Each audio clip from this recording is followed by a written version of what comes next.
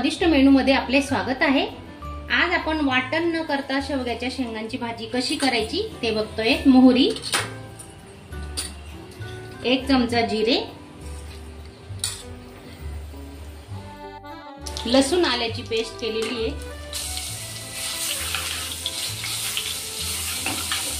ही फोडणी ना आपली चांगली तयार झाली पाहिजे। हे बघा, फोडणी झाल्यावर आपण टोमॅटो टाकतोय।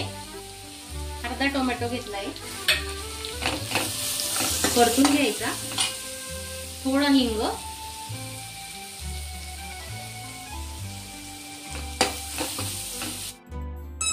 अर्धा चमचा हळद,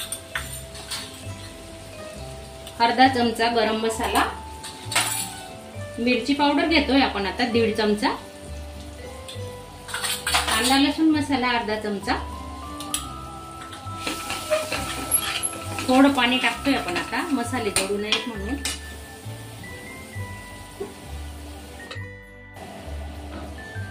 थोडं पाणी टाकतोय, मसाले चिपकायला नको म्हणून। आता हे मसाले आपण चांगले शिजवणार आहोत। तेल सुटेपर्यंत मसाले शिजवून घेऊ। चवीनुसार मीठ टाकतोय आपण आणि अर्धा वाटी शेंगदाण्याचं कूट केलेलं आहे।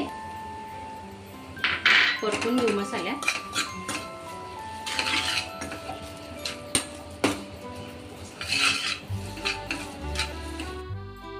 स्लो गॅसवर आपण आता मसाला शिजवून घेऊ 5 मिनिटं।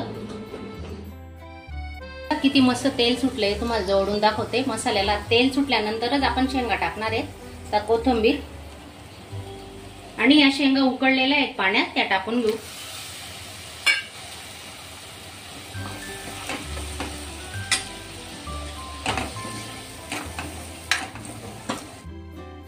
हे शेंगा उकळलेलं पाणी आहे, ते गरम पाणी टाकतोय आपण। लागेल तसं पाणी टाकायचं।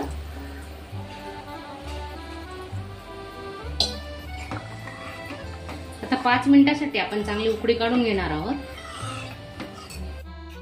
स्लो गॅसवर मस्त आपली भाजी उकडते। आता बघा, साईडने तेल सुटलंय। तेलाचं प्रमाण थोडी कमीच वापरतो आम्ही, हे खात नाहीत आमच्या घरचे म्हणून। तर आता कोथिंबीर टाकून घेऊ वरून। अशा साध्या सोप्या रेसिपी पाहण्यासाठी स्वादिष्ट मेनू चॅनलला नक्की सबस्क्राईब करा। स्लो गॅसवर आपण अजून 5 मिनिटं भाजी शिजवणार आहोत। झाकण ठेवून देऊ।